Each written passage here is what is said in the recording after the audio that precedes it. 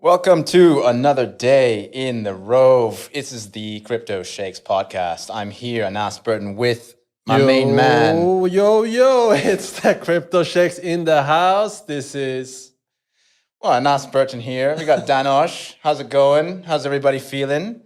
It's good. It's a good day. Sun is shining, 50 degrees outside. You know, actually, I just had my vaccine yesterday, and I was thinking I was going to be a little bit dead for our little chat today, but I'm actually feeling full of energy. Yeah, I was. And you know why I'm feeling full of energy? No. Because we're going to talk about Ethereum. Yeah, and you know what? I was planning to slap you around a few times, but luckily you're not down with the jab, so... Yeah. I mean, the jab went... I'm a bit sore down here, but you know what? I think I'll survive. Yeah. This is the Crypto Sheikhs. This is the leading podcast in Dubai and the UAE, where you, regardless of your skill level, will learn everything from cryptocurrencies to blockchain technologies.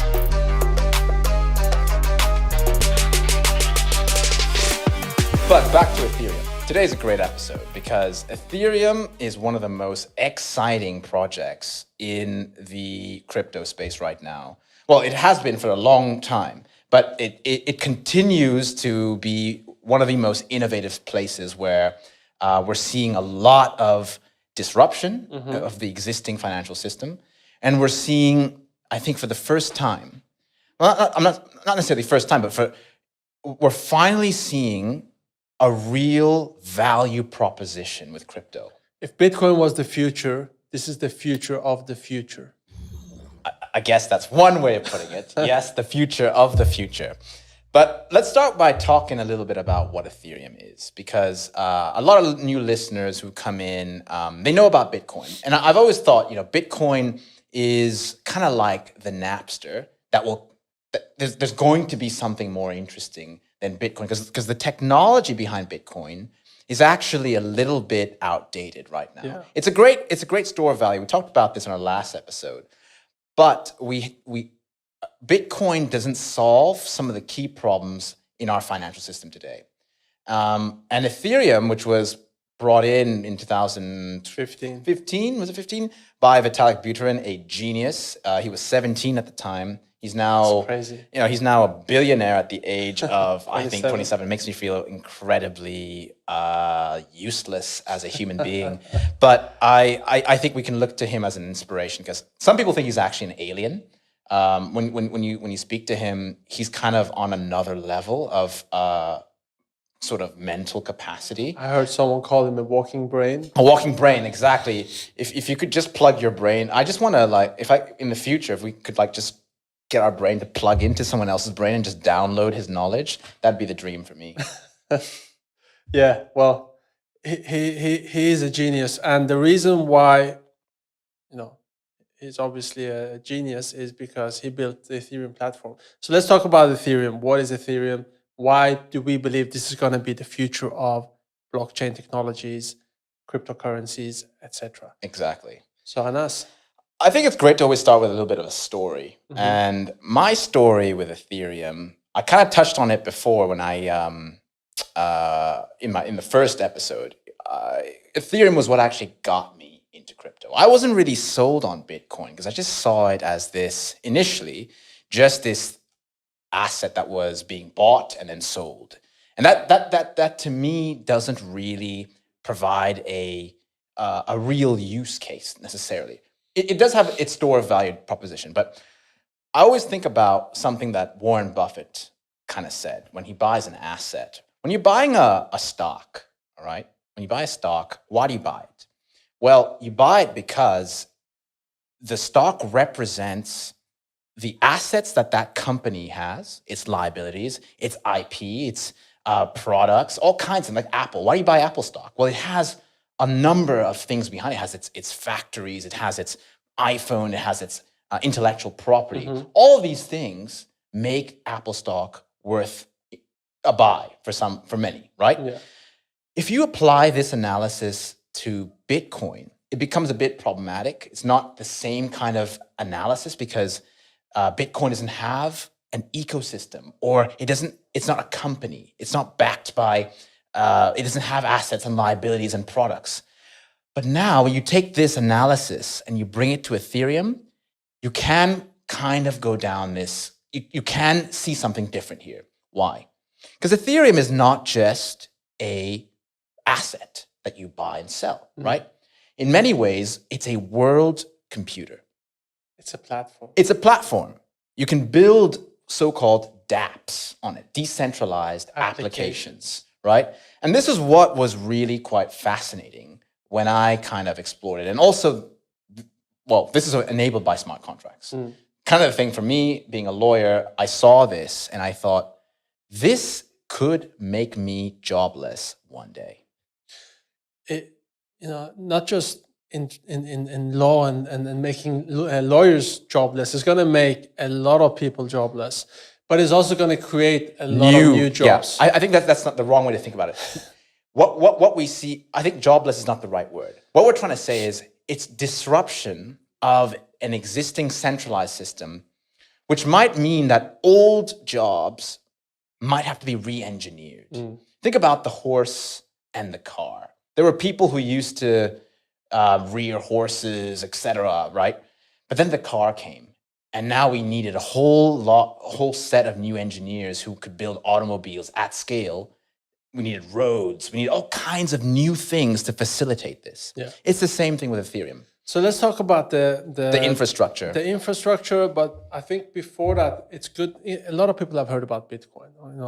They know that Bitcoin is a store of value. Just this week, we heard that El Salvador has made Bitcoin a legal tender. So what does that mean? That means that Bitcoin is now officially, if you go on Wikipedia and check, Bitcoin, together with the US dollar, is officially El Salvador's legal tender. It's incredibly it's the exciting national news. currency. It's crazy. Yeah, it's huge news. It's huge news for the whole crypto industry, and it's very interesting what's happening there. Now, Bitcoin is mainly used for payments. Well, I wouldn't say that. I disagree with that. It's used.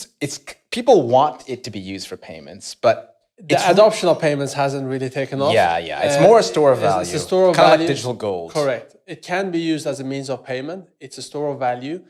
The main difference between Bitcoin and Ethereum is that Bitcoin, the programmability on Bitcoin is very limited. Yeah. If you're a developer, if you want to add value, create an application on a decentralized platform, you can't really do it on Bitcoin. No.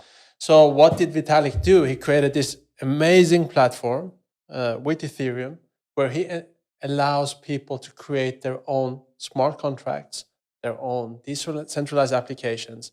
And you as a lawyer have probably experienced it already in some industries where contracts are going to replace. Well, yeah, exactly. Where smart contracts could, in many ways, replace kind of traditional contracts. But before we get there, I kind of want to talk a little bit more about what you said, because this is a fundamental way for people who are looking into Ethereum. Imagine you've got the Apple Store, right? And you can build any kind of software on iOS, using iOS kind of software to build any app like WhatsApp, Uber, all kinds of these. Think about how many of our apps today are enabled by the Apple Store. Exactly. Okay? But there's one fundamental issue with the Apple Store. It is a centralized place, right? What I mean by that, if you submit your application on the Apple Store, right, you have to comply with Apple's rules. If you don't comply with it, they can effectively prevent you from being listed. They can even take your app. I actually worked for a company where we had this problem. We had listed this app on there, but Apple didn't like it at some point, and they just took us off. It was horrible because it completely destroyed the ability for our business to work, and it crippled us. And we had to basically beg Apple to let us come back. Yeah. I don't agree with this kind of world. In the crypto world, we call this a walled garden. It's you have to get around, you have to get into this, beyond this wall to participate. What is Ethereum doing? Ethereum changes this because people can now build an application on the Ethereum kind of blockchain without really needing anyone's approval. There's no censorship. There's no authority in the middle. that's going to tell you this is not possible.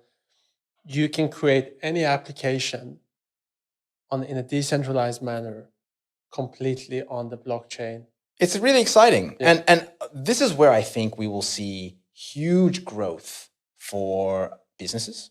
Think about, right now we have Uber, we have all these apps on the Apple Store, on the Google Play, etc. We haven't seen what apps might come out of the Ethereum ecosystem that could completely change our lives. And I think we should talk about some of these because this has, I'm not going to lie, Ethereum has changed my life. So what happened? I mean, to make it easy for people to understand, the main difference between an application on the Ethereum platform versus an application in real life is that you're cutting out the middleman. This is complete peer-to-peer. It is a little bit like sharing music on Kazaa or Napster. Yeah, there's a peer-to-peer aspect to it. There's no one in the middle. Like with music today, you have Spotify, who is in the middle charging the artists for their part of their royalties is going to Spotify. But in a decentralized platform, artists can create their own music and people can buy it without a middleman. Correct. And there are platforms now being built. So these platforms that are being built kind of removes the middleman, and they allow you as an artist, music artist, an art. If you're a painter, a creator, or if you want to offer financial services, it completely cuts off the middleman. Yeah, but let's talk about that, so people can understand that in a more cemented way. So let's start with a story here. I had this bank. Well, I still bank with them, but you can probably tell I'm not the biggest fan of banks. What happened once was I had all this money there. It was my savings, okay? And one day I get this call from the bank and they tell me, listen, we're putting a hold on your account. I don't know why. Oh, actually, I know why. It's because I sent some money to my dad, and my dad's based in Taiwan, all right? And they were like, this is a suspicious transaction. Even though my last name matches with my dad, it's weird. It wasn't even that much money, but they basically put a hold on my account and they called me, okay? And they had a 2-hour discussion with me. They asked me where I was from, where I get my money. They also asked me details of my salary. Where did I get this salary? How long have I been working at X place? Why am I based in Dubai? Why did I move out of London? All kinds of really questions that made me feel really uncomfortable because it's my personal information. Why should I share this with a third-party bank? But of course, in my position, I was a little bit wary in that I couldn't say, I'm not going to tell you anything because they have my money, right? And it's a sort of fight or flight kind of mode that you enter when your bank calls you because you don't want to lose your life savings that you've had in that account. This was one of the key things for me that made me realize there has to be a way to not have this kind of invasive kind of issue with banking. Now let me get into why Ethereum changes this.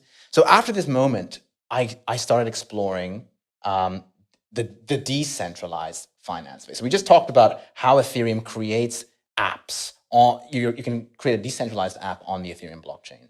So I discovered Aave, I discovered Compound. Now these are all apps developed by incredible engineers on the Ethereum blockchain. And what they do is they use smart contracts. A smart contract is effectively a contract that executes automatically based on a bunch of code. It has a bunch of rules. If you put X something into there, it has to deliver a Y result. It's like an Excel if and then formula. If this happens, then this has to be executed. Precisely. I started banking on DeFi. Now, what does that mean? Well, when you think about a bank, what does a bank really do? You give people money. They steal your money. Okay. That's my personal opinion. Maybe his opinion. I don't personally think banks steal your money, but I do think they rob you of a lot of the potential values and earnings and freedom that you could potentially have. One of the things that I started doing was I started moving my money into the DeFi protocols. like a Aave, Len, etc. What does it do? Well, a bank takes money, and what it does is it loans it out to other people for interest. Exactly. And they're meant to pay you some of that interest, right? Every month you're meant to look at that and say, oh, I got, X number of. But the thing is, we've reached a point in the world now where we have close to negative interest rates. So that happened to me, actually. I had money in a Euro account, and I was checking my bank statement, and I saw that the bank has charged me a negative interest rate. They have taken money from me, money that they are investing. So instead of paying me interest rate, I have to pay them to keep my money. Unbelievable. So I just, okay, that's criminal. I literally wanted to go into the bank and take their laptop or the keyboard and smack them all over their face. Okay.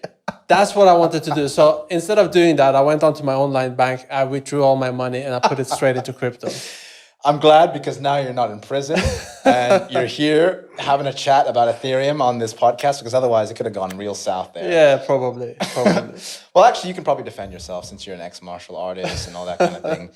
People don't know this, but this guy used to be a champ in Sweden. But anyway, we're digressing. Back to the point. So this is a great part where you were just telling me about how charging negative interest rates has affected you. Imagine you could loan your money in a decentralized way to someone. So someone who, let's take an example between you and me. I could go on Aave right now, put my money in this smart contract. The smart contract basically has a bunch of code in there that says, it's like a contract between, let's say you and me. Yeah, we want to participate in this. I put my money in there. You are a borrower. I'm a lender.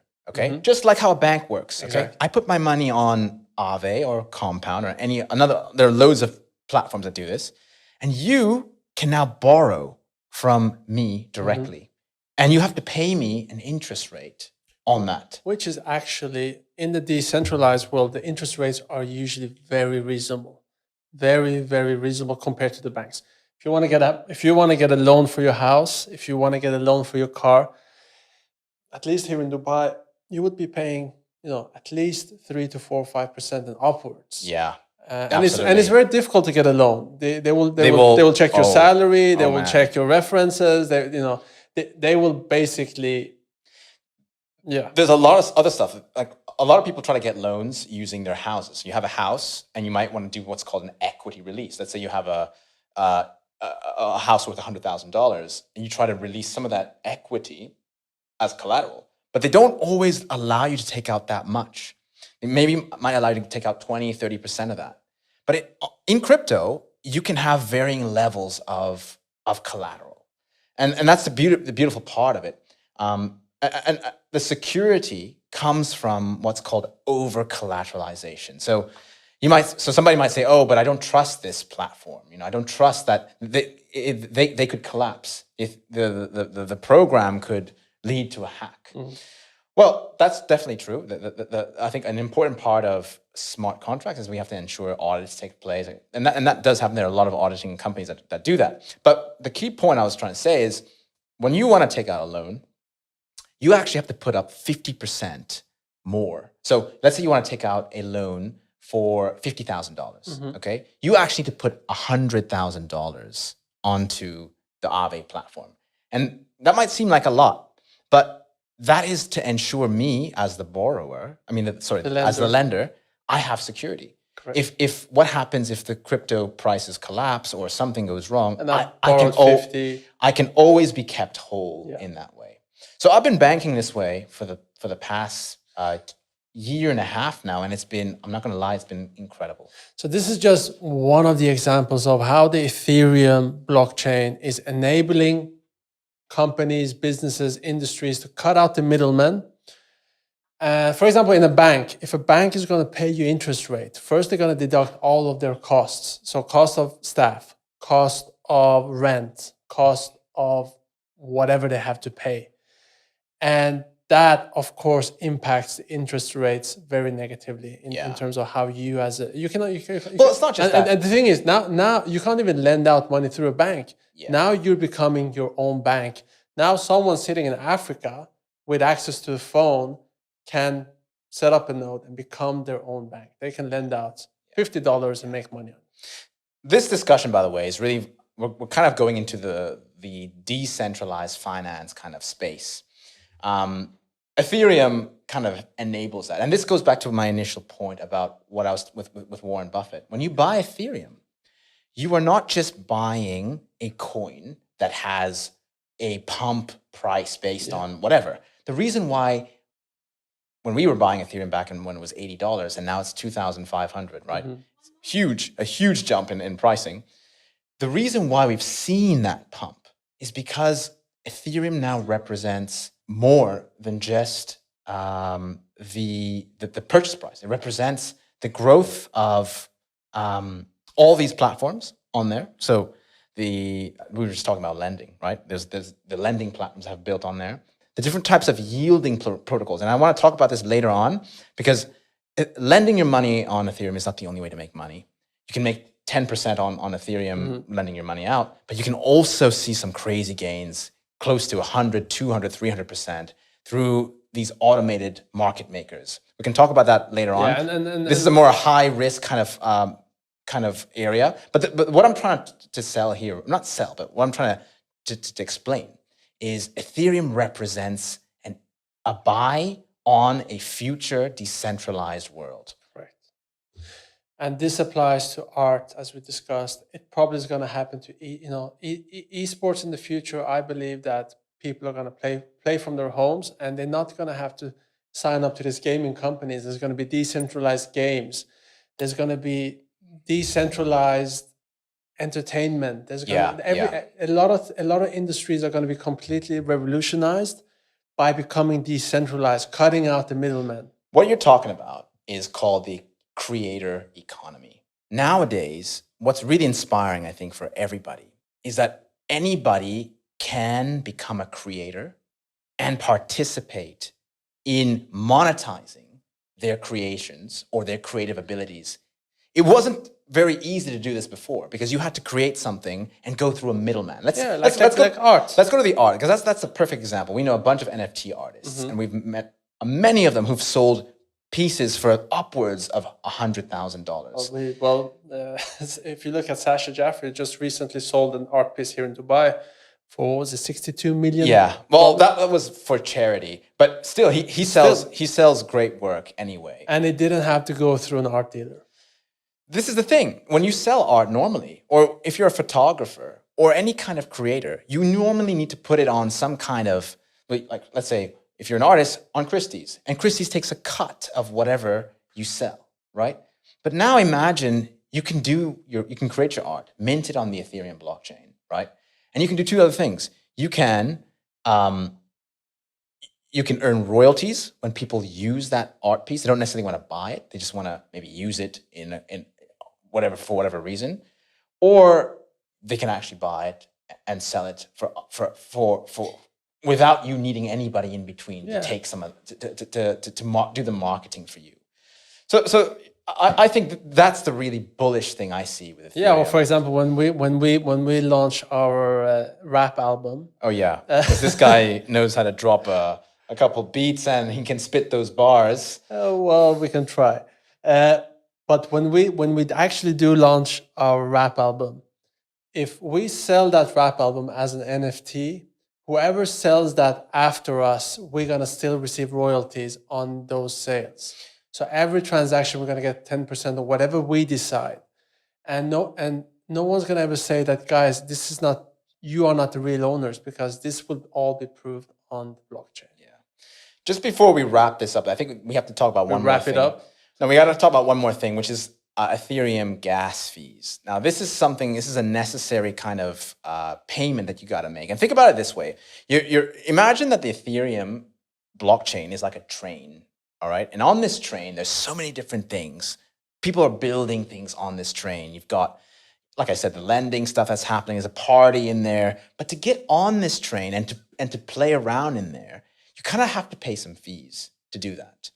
And the reason why that's the case is because the fees is what ensures that platform stays secure. Because we touched on this briefly before, but a train ticket. Yeah, it's like a train ticket, and you pay these fees so that the overall train keeps on moving forward. Yeah, it's the only way to ensure that if we didn't have this, we have to go back to a centralized system. It's the only way we can keep a decentralized system alive. The fees fund, effectively, this decentralized system. So essentially, all the transactions that are happening on this blockchain requires computational power. Now, in order to help that system continue, people are incentivized. And when you're buying Ethereum, you're not actually buying Ethereum, you're buying Ether. Ether is the cryptocurrency that is on top of the Ethereum blockchain. And it's the Ether that people get incentivized with. Gas is just, a pricing mechanism to decide how much you deserve to get paid because you help this blockchain be fueled. Yeah, it's a payment to the miners who keep the blockchain Correct. secure. But we don't have to go too much in detail on that. I think the key things about why I think Ethereum is very exciting and why people should be interested is, like we said, it is it's a call option on a future where lawyers, bankers, and other kinds of middlemen are no longer the key holders of your life. You as a creator can create things and monetize it yourself without these middlemen taking money away from you. And I'm really excited about this because I used to be a photographer. I do a lot of like we've done a bit of music and for fun. I know a bunch of musicians. It is so exciting for these groups of people to be able to find a way to monetize their income and their what they create.